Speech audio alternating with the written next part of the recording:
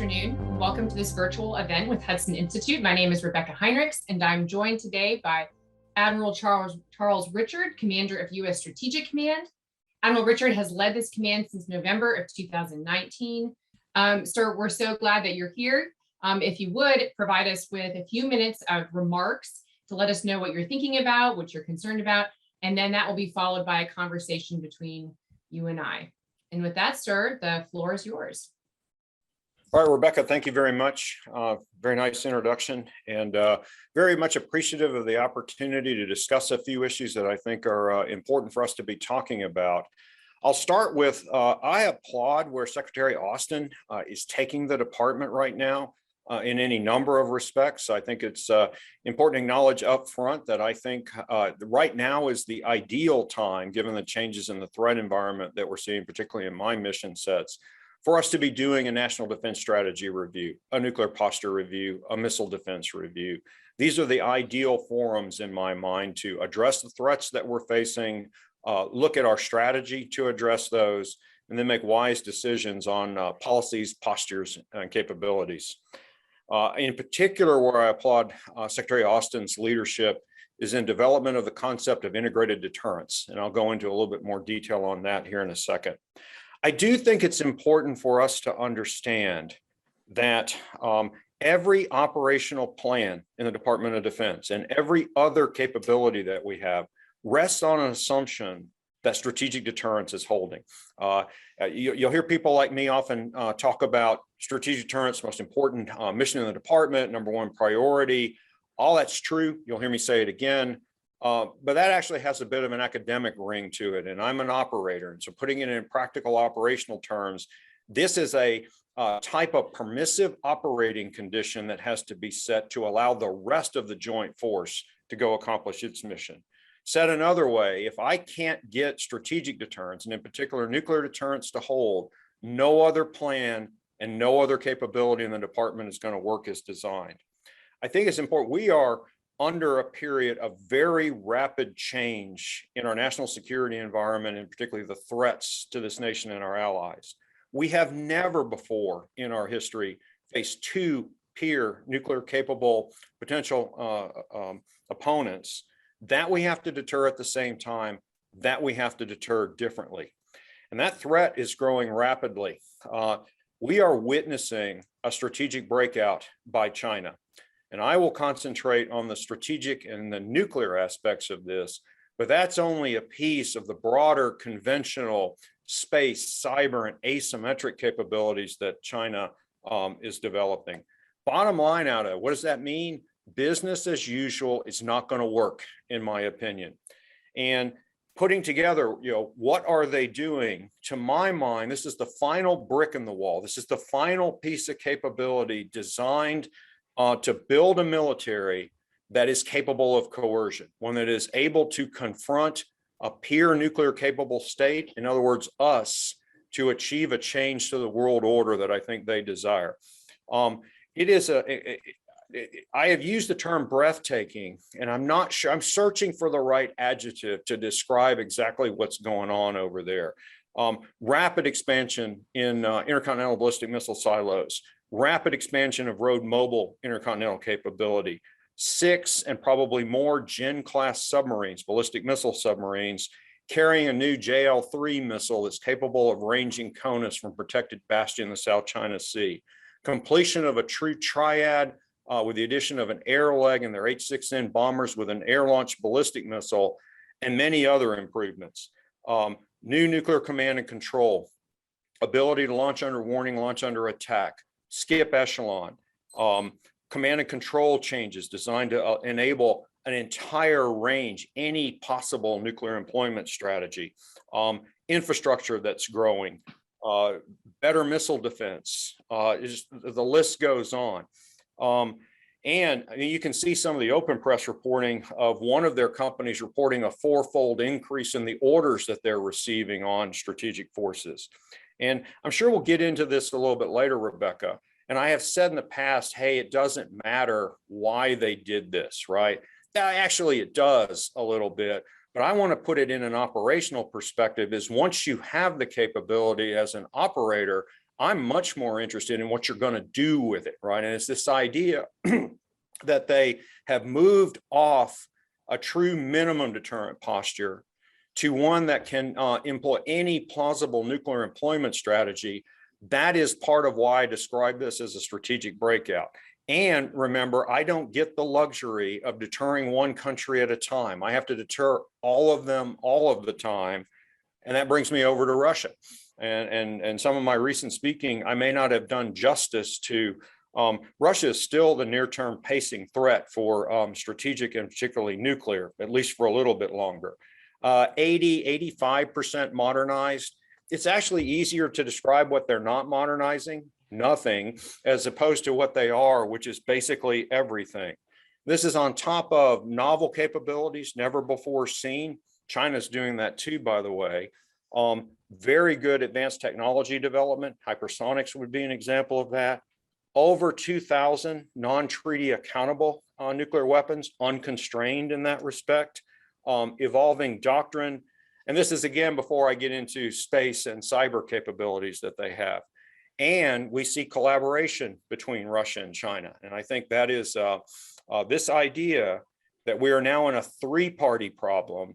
We need work on the basic theory behind that, right? So not only what do they look like individually, what does it look like opportunistically between them? What does cooperation between them look like in terms of the threat that we're going to have to deter?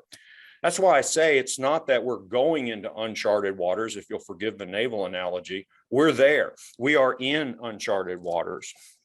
And in some respects, Rebeccah, what I offer is we are facing a class of potential adversary that we haven't had to deal with in 30 years. Both Russia and China have the ability unilaterally at their own choosing to go to any level of violence, to go to any domain, to go worldwide with all instruments of national power. We've not faced competitors like that in 30 years, which I think we need to re-examine any number of our basic operating concepts, starting with our escalation control. I think we need to be far more humble about our ability to control escalation in a crisis than we currently give ourselves to. And I mean, we're working this hard at STRATCOM, rewriting deterrence theory operationally, but this is not something that one COCOM by themselves is going to be able to solve. This is going to take a much broader effort than that. And I'll kind of close with, and we can get in the conversation, I go back to, that's why this is a good time to be doing a defense strategy review, to be doing a nuclear posture review, a missile defense review, and to be clear-eyed about the operational implications of some very big decisions we're about to make in the near term. Thank you, Admiral. That was great to get us started. And we are going to dig into the China-Russia problem. Before we do that, I have to ask, because it's on everybody's TV right now as we watch it unfold, how has what's going on in Afghanistan right now impacted your command? How is that affecting how you're thinking or how you're advising right now? Rebeccah, what I'd offer is we're certainly very aware of what's happening in Afghanistan. We're following the events very closely. But I mean, this is why you have 11 combatant commands, right? In other words, we are still very focused on our strategic deterrence responsibilities. We have to defend against all threats all the time, not just one that happens to be in a crisis mode. So we are very proud of our ability here at STRATCOM, if you will, to provide overwatch globally across all the rest of the combatant commanders to look to see what the global situation is added up to. Are there opportunistic actions happening in other theaters? And so we're very focused on our primary responsibilities of strategic deterrence. Thank you. And I'd like to dig into China. You were just in Huntsville, gave a great long, lengthier talk there. And you had essentially confirmed the reporting from some commercial satellite images. Some researchers in two different places discovered two different ICBM fields in China. And about the same time you were speaking, there was a third field that was first reported, I think, by the Washington Times, but it was by the China Aerospace Studies Institute. discovered a third site. So, sir, can you confirm, have there been 3 new Chinese ICBM fields? And are you expecting us to find more than that, or would that surprise you? So Rebecca, first, what I'd want to confirm is that China is in a strategic breakout, right? That any one piece of this is just a piece of the totality of what they're doing. Look, Stratcom doesn't generate intelligence. We read it, right? And it would be for others to confirm or not confirm any specific attributes. What I'm focused on is the totality. And I have testified to this effect. Secretary Austin, when you add up all of these very large capability increases, this is why I think it was wise to treat China as the pacing threat. That's why I say we're in a strategic breakout. They are changing what they're capable of doing. And I am going to have to make sure that I am taking the appropriate actions to maintain strategic deterrence. And I think another thing I think we need to keep in mind with China as we look at how many intercontinental ballistic missiles, how many Gen-class submarines, is where are they going? That I think it would be not a wise assumption to think somehow they're done, right? And so what is the next thing that we're going to find, and where does this end, I think are very important things for us to not lose sight of. And then, sir, I'm curious to know what you think about this theory, though. So as researchers discover different things which we believe to be ICBM silos, what do you think about this? There's been a lot of analysis that this is probably the shell game approach, that China hasn't actually filled out all of these silos yet, or they might not. What would you say to that for your planning at Stratcom? What would you say to that kind of analysis or theory, whether or not that's wise or not, or if there's any truth or wisdom in thinking that way? Well, I think the point is to start with an assumption that you're probably not going to know for sure, right? Are some of them going to be filled? Are some of them not? Are some of them conventional? Are some of them nuclear? Are some of them filled now and some of them going to be filled later? And so all that adds up to is you got to be humble in your ability to predict this, right? You have to address what the total implications of this are going to be. And hey, is there more about it that you don't know? And so I take it more from, what I'd like to assert here that's very interesting, because I read the same things that you and many others do, and it's kind of entertaining in some respects. It's evidence that there is very little operational strategic deterrence expertise left inside the Department of Defense or the government as a whole. And I think in some cases that actually colors some of our analysis, because you don't put it in the hands of a commander, in the hands of an operator to go, if they have this, this is what they can do with it. And so that's where we're trying to address is what could they do with these capabilities, and then what is the right approach to deter that?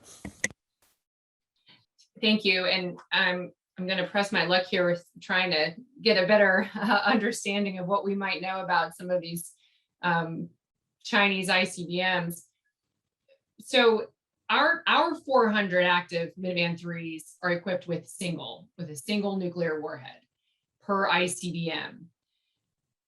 Are you able to discuss kind of how we might be able to think about these other Chinese ICBMs and how much it's possible, I mean, as we plan each of these silos, and therefore each of these ICBMs, how many warheads they might actually entail a piece? Well, Rebecca, I think the simple answer is a lot. It gets to, I had said earlier that China was well ahead of the pace required to double its stockpile. And in fact, this is additional evidence that some of our previous projections may not be accurate at all. And I take it a step further. The idea of assessing a nation's capabilities simply based on the size of its stockpile, I assert that's actually a very crude measure of how you go about doing that. You have to think about the delivery systems, the accuracy, the readiness, the training, the doctrine, there's any number of other factors that have to go in there. And I do get a little frustrated that I do see some things in the press sometimes that says, well, the United States has a lot, they have a little, there's really no problem. One, I'm treaty constrained, right? China is not. I don't get the luxury of deterring countries one at a time. And while we have a particular, we have the stockpile we have, it's not all operationally available to me to deter anybody with. And all of this seems to get left out of the conversation, which again, when you're responsible for the defense of the United States and our allies, are very much factors you have to consider. Well, I'm going to try to hit a Russia-China here too. So you mentioned we're treaty constrained. Everything they have is unconstrained. Their whole arsenal is unconstrained. And Russia's treaty constrained, but they also have a whole lot of unconstrained delivery systems and warheads that go with those. And a lot of people think of Russia and the United States as having parity, but that's just the constrained strategic nuclear weapons we're talking about. So is it possible that China is seeking parity with Russia, including their unconstrained theater nuclear weapons? Perhaps we're looking at it too, sort of, they're just trying to race to parity with us, but more concerning, maybe they're trying to race to parity with what the Russians have. Well, Rebeccah, one, I mean, you very accurately assessed where we're constrained, which constrains the largest fraction of our available forces compared to Russia. It only constrains about half of what they have, and it constrains none of China. And you very accurately hit on a point. That's part of the dynamic in a three-party problem that I don't think that we have done enough thinking all the way through. And so it's not only what they're doing relative to each other, but what do combinations look like, right? We probably need to go dust off our history and look at it. There is at least one historic example where the Soviet Union somewhat unexpectedly provided an extended deterrence guarantee to China in the middle of the 1958 Taiwan crisis, right? And so there are history things that we need to be going to look at. Over. And I liked that you touched on the point that you had made previously when you were in Huntsville about how you had said it doesn't really matter why they're building up, but operationally it just matters that they are, and we have to respond to that. And then I liked how you just said that it does to a degree, because it matters if they're using it coercively or purely a minimum deterrence, which you said they're no longer doing. Which then brings me to my question: what would you say to those who would say they're responding to what we've done, and that we have actually behaved in ways with our missile defense deployments, conventional deployments, and they're merely just responding and haven't really shifted in their overall approach to how they think about nuclear weapons? So one, and I'll touch on, I think it is always very interesting. Missile defense seems to be the biggest reason I see, is there are others. I think it's important to remember, one, that the United States strategic nuclear capabilities haven't done anything for 30 years except to get older and smaller, right? We haven't done anything, right, to change. And it's very interesting to me that China was perfectly fine with their posture for a big chunk of that. And only in the last couple of years do they decide, now we need to do something different. That's very interesting to me.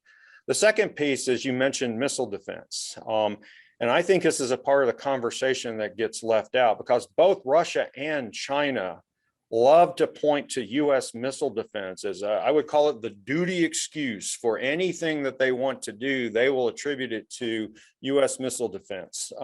We leave out that Russia actually has better missile defense than the United States does. That seemingly never comes into the conversation. They have more of it. Theirs is nuclear tipped, right? Ours is not. And then on top of that, the most cursory examination of the U.S. missile defense architecture, right? It's not like you can hide a BMU's radar. If you were to look at our architecture and our capacity, you would see that our system is designed to do exactly what we say it's designed to do. It's designed to protect against a rogue threat. And they know that. They can do math just as well as we can. So then calls into question, why would you attribute your action to this, when in fact, I think there may be other reasons. And I think the reason in the case of China is they've got a military that is now capable of coercion, that they have correctly figured out that you can't coerce from a minimum deterrent posture. It is not flexible enough to allow that. And that's where they're headed. Yeah, and with their own national aims that we know about from what Xi Jinping announces, we know what they say that they intend to do and what they want to do. Thank you for that, sir. I'm going to swing back to missile defense here in a minute. I want to finish kind of going through nuclear posture issues first. You just touched on missile defense, so I'm anxious to get there. We've heard you, sir, give your best military advice on sole purpose and no first use. We've heard General Milley and others give their best military advice as well. And other Europeans are pressing the Congress and the administration hard against no first use, against the United States adopting a no first use or a sole purpose. Are you hearing anything that you can share with us from Japanese, our Korean allies, the French, others on the issue of sole purpose and adopting a no first use, and how that might impact assurance and the effectiveness of deterrence as it concerns our allies? So what I am very proud that the United States is doing in this nuclear posture review, like we have done in all nuclear posture reviews, is soliciting the input of our allies. I was just over in the Indo-Pacific. I had calls on senior Japanese leadership, senior South Korean leadership, and those mechanisms are working, right? Those nations, others of our allies, through our Department of State, are providing their views to our nuclear posture review. And I think they will get full consideration inside that. They've made their positions very clear, best I can tell. All right, and let's hop over then and talk about missile defense a little bit more. So we're still seeking to deploy a robust a layered missile defense system, but of the United States, primarily to defend the U.S. homeland against the rogue state threat. And our North Korea has been relatively quiet, at least from in the public reporting, but there was earlier reporting that though they may have stopped ICBM testing for some time and nuclear testing, that they may have still continued to increase in number their number of missiles. Are we deploying enough interceptors of the homeland to stay ahead of the North Korean threat, knowing the shot doctrine that we're not going to talk about, but are we staying ahead of that threat? Right now, Rebecca, I am confident, right, that at least now, right, that we have paced the threat. But I think you hit on a key point, which is that's what's essential, is to be able to pace the threat and to be able to provide capability fast enough such that it inserts doubt in an aggressor's mind that their plan is going to go work. And I got two other attributes of this that I think are important, and I do think the Missile Defense Review and nuclear posture reviews are converging down this line. One is, the first thing that I think we need to address is warning, right? Our ability to warn birth to death track such that we can reposture, or if we don't think we can we reposture such that we account for that? Again, our history is important here. We had a time where we didn't have warning at all, right? And we compensated for that by the way we deployed SAC bases. And I'm certainly not suggesting we go do that. My point being is warning and posture are related. The more you have of one allows changes in the other and vice versa. And I don't want us to lose that lesson of history. The second piece gets back to integration, right? In terms of our ability to recognize that nuclear is not separate from space, it's not separate from cyber, it's not separate from conventional, it's not separate from missile defense, along with allies and partners, information, and all instruments of national power. So how do we put this framework together in a way that not all missile defense requires active missile defense, right? There is a broader class of things you can do inside a missile defeat construct that then has to be integrated with the other pieces that you're doing. I see a lot of work on various pieces of integrated deterrence, seemingly without recognition that this is a part of a larger whole. And so getting a good common understanding of what the larger whole looks like, which commander is responsible for what, and then what is the optimum arrangement inside that to achieve our defense objectives at the lowest total resource commitment, I think is one where we're headed, but we have work to do. If I can ask another one about Homeland Defense, I know this is Northcom commander is really working on this, but it certainly impacts everything you just said in strategic deterrence. And also I would add, the stronger our Homeland Defense is for the North Korean threat, the stronger our assurances would, the credibility of our assurances for our South Korean allies, for example, and our Japanese allies as well. What improvements or enhancements should we be thinking about for Homeland Defense as we pursue the next generation interceptor? It's going to be a more capable interceptor, but it's going to be part of the GMD system, as I understand it, complementing the fleet of ground-based interceptors. What kind of advice and counsel are you giving, or are you pushing for to ensure that in the interim, as we build into that next capability, that we are still sufficiently protected?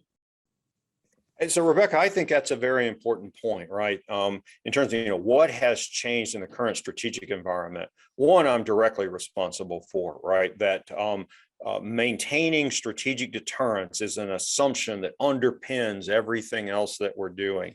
But there's a second assumption that underpins everything that we're doing, and that's the homeland is secure, right? So I'm highly aligned with General Van Herk. Fundamentally, in the end, the purpose for doing strategic deterrence is to defend the homeland. And Glenn and I will talk about how we combine what our capabilities are to achieve that effect. And so having a secure homeland is necessary to enable us to do everything else that we're doing. It is threatened in ways that we haven't seen before. And then that's where I go back to the idea of integrated deterrence, right? What piece of this is best accomplished from an active missile defense standpoint? What part of this needs to be accomplished with your strategic deterrent forces? What pieces can be done inside the other domains? And I am optimistic that we're going to get to the pieces of those inside the Missile Defense Review, Nuclear Posture Review, and National Defense Strategy Review. And Rebeccah, I come back to step one in my mind of making sure your homeland is defended is the ability to understand the threat that it faces, i.e. I come back to warning. Great, thank you, sir. And if I could follow up there too, I like one of the points that we already discussed, the China-Russia context and how both China and Russia like to accuse U.S. missile defense as being the reason that they're responding. Russia's been doing it for years, and it looks to me like China's copying what the Russians have done. And in the past, it's actually kind of worked. The United States has made some different changes to what it wants to do at different times. The political leaders have made those decisions, in part at least, to accommodate the at least purported concerns of the Russians.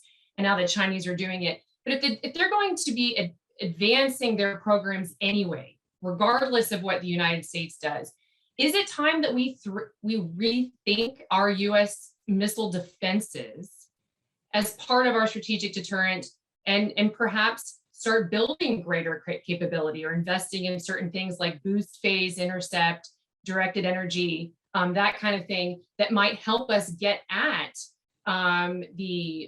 the more sophisticated missile threats that we're seeing come out of places like China and Russia?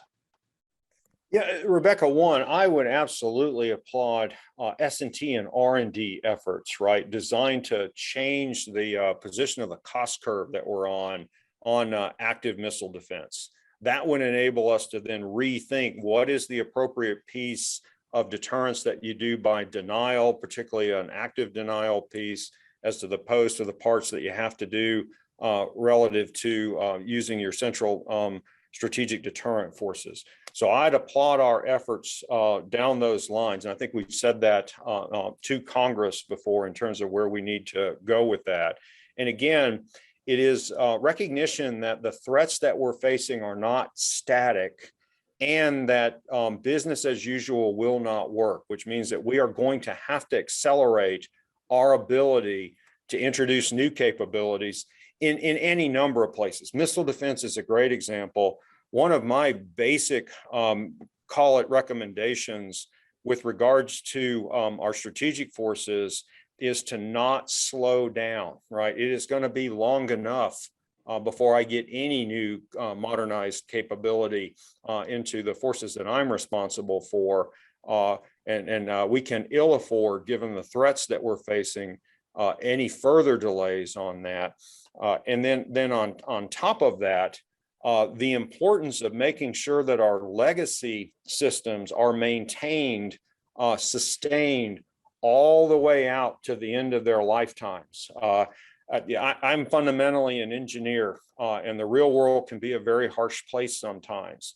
And so I have advised that we put some error bars around what we think the decay curves are going to look like on our legacy capabilities. We're very good at predicting this stuff, but we're not perfect, right? And so we think we're going to have systems that will last to a certain date. And there have been just absolutely Herculean efforts on the part of the services to go do that. Even to this day, can we get a little more? Can we buy a little bit more margin? I think that's to be applauded. But there's an equal chance as we're doing this, we're going to find out we're not going to get quite as much as what we thought. And so, Rebeccah, I'll tell you, I think this is an important point that in a lot of areas that I'm either directly responsible for or am the customer, right? And what I mean by that is weapons complex, right, is a very good example of that. We have delayed the recapitalization of the triad so long that we are at certain points that if we're wrong, if we make the wrong decision, we can't come back a couple of years later and buy it back, right? Normally in a bureaucracy, you can do that. Hey, I didn't buy enough torpedoes 2 years ago, so go buy some more.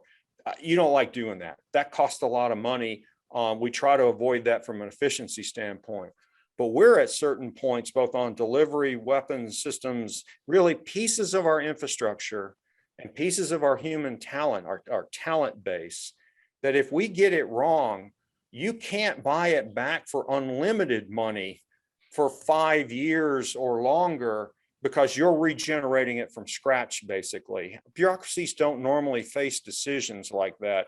And we're trying awfully hard in our role inside these processes to identify that's the potential consequence of this decision, unlike most of the other ones we make.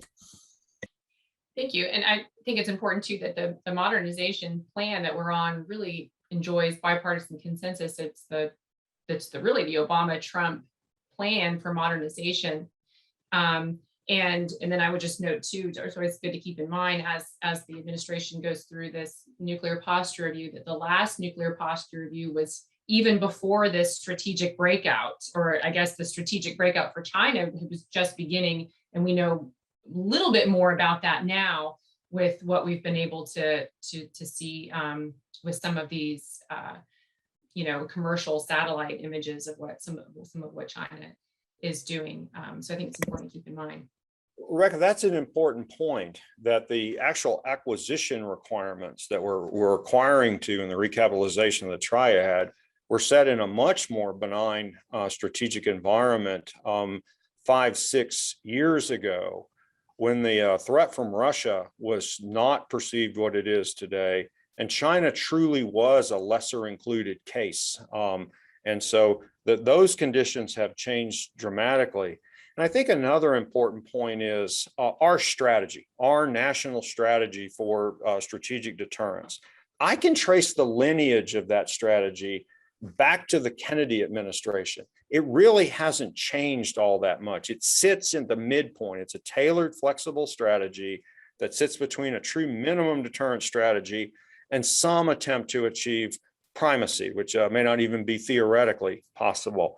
That strategy has served us well all the way back to the Kennedy administration. And it comes with a very carefully thought out package. I've used the term family before here and people criticize me for it, but our policies, our postures, and our capabilities all fit together to execute that strategy. And that's why I'm pleased with the way the NPR is approaching it, so that you go answer the strategy question first and then determine policy, posture, capability. And I just advise against making individual capability or policy decisions before you complete that overall look, lest you modify your strategy in ways you didn't anticipate. Yeah, and then one of those changes too, of course, since that last review, as you've already mentioned a couple different times, is not just that we have China and Russia, but that they are increasingly cooperating militarily in some ways that are concerning, and we have to consider that as we think through strategy, and then what that might mean for our nuclear posture in response to that strategy. Let's kind of move into, let's talk a little bit more about really interested in integrated deterrence. I know it sounds like that theoretical term you mentioned. You mentioned the spectrum of capabilities that are in there.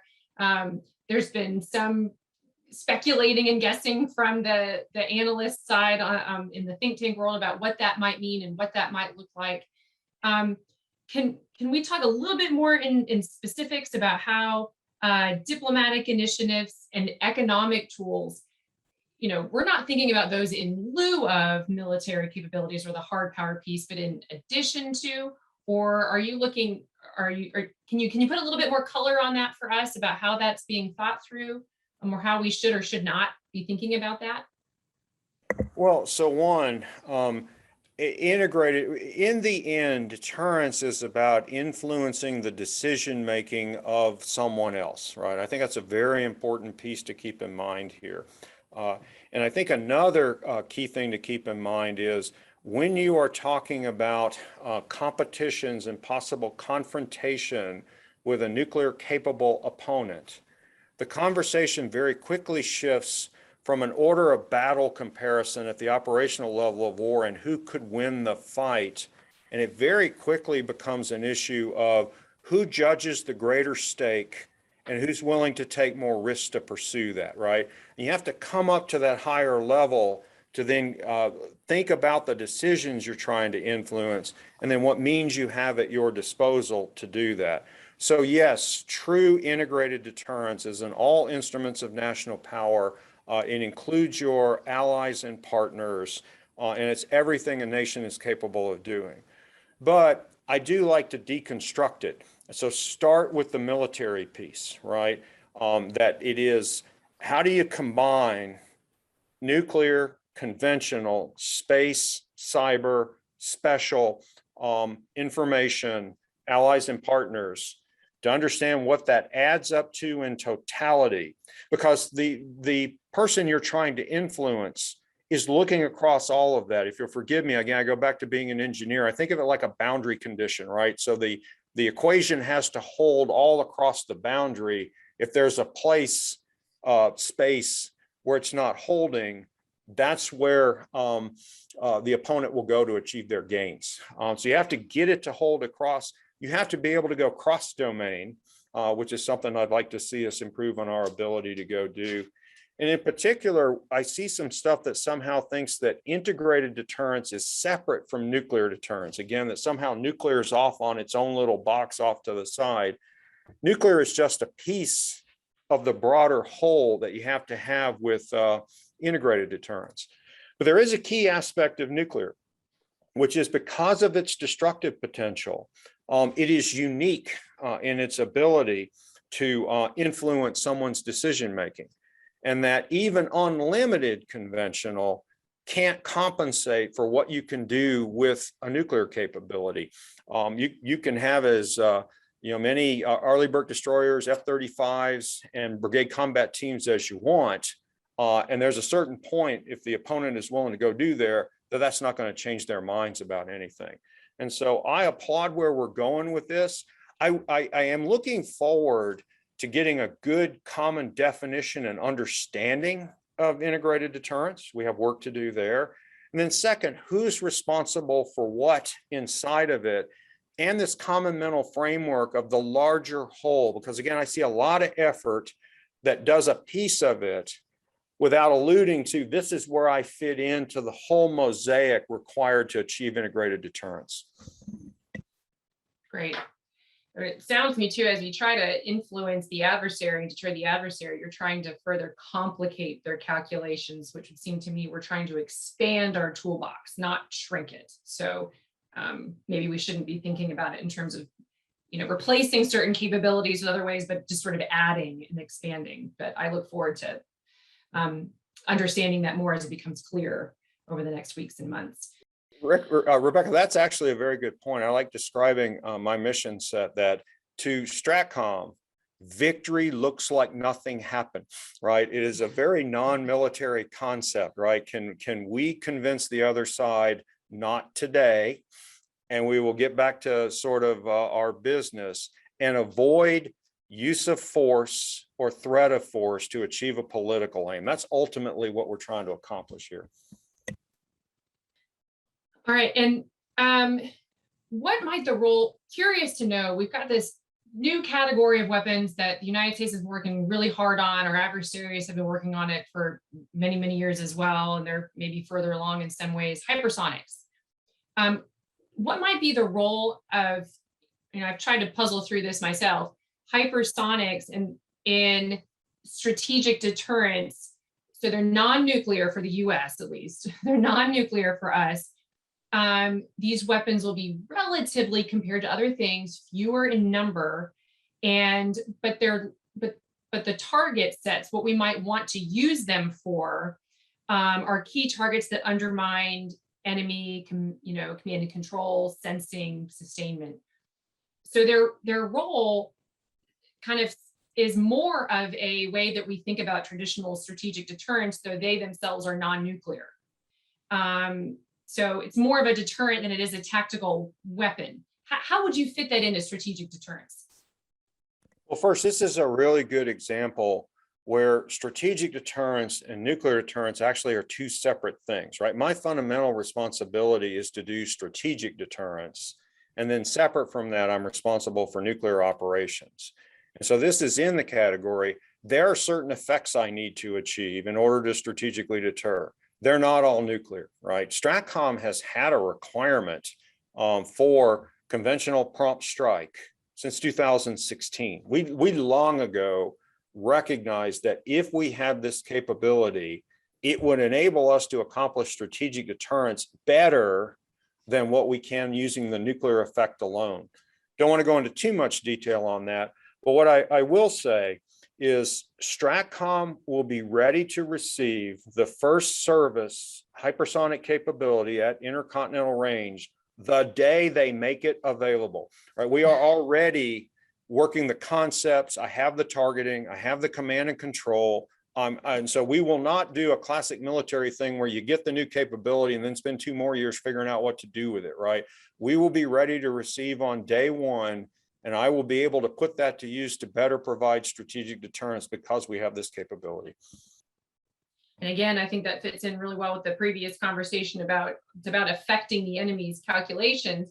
And part of that is they have to believe it. And so we have to have the spectrum of tools in our toolkit that, that we have, that we can't, it's one thing to threaten to use a particular weapon system, but it has to be believable to the enemy. And so you need to have that, the spectrum and multiple options, I think at your disposal. Credibility is a key component of deterrence. Yes, sir.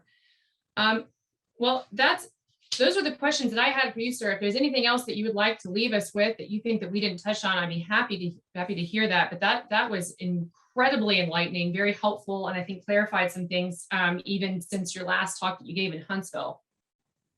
Well, I guess, Rebeccah, it would be 2 final thoughts that China's strategic breakout means that they are now additive to what it takes to deter Russia.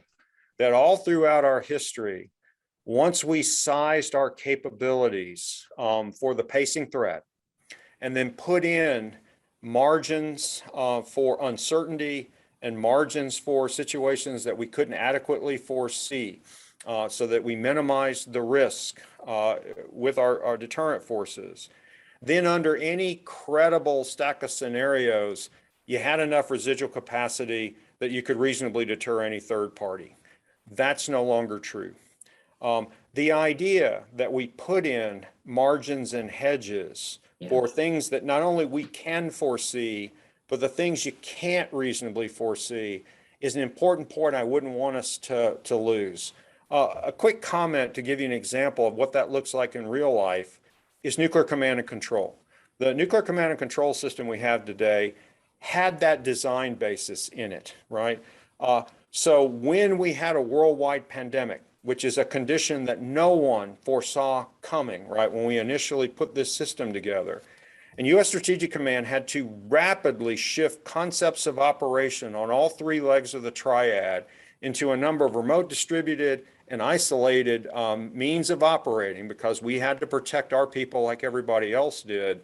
The nuclear command and control system flexed to that and wasn't even breathing hard, right? I'm very appreciative of my predecessors who gave us a system with the margins built into it so it could address the threat we couldn't see coming. I think we need to make similar wise decisions moving into the future. And the second piece is, particularly with China, a sense of urgency. The fact that we need to move quickly to understand and address this. This is not business as usual, and we are going to have to move much, much faster in any number of things that we do in order to pace this threat. Which then underscores the importance of having the hedge. We didn't know what we didn't know, and now we're kind of learning it as we go, and the problem seems to only be getting worse. Again, just to put some point about the importance of having some humility to make sure that you build in a hedge as you prepare for this. Well, Admiral, thank you so much, just not only for your service, which we're so thankful for, and your leadership on these issues, but for spending the time to talk with us today and providing some greater clarity on some things that I know many people have been very curious about and wondering as they come up with their own analysis and writings and research. So thank you so much, sir, for your time today. For those of us who are watching today, please feel free to join, to come to the Hudson events for other events we have forthcoming and for research that is on our website. Thank you so much. Thank you very much, Rebeccah.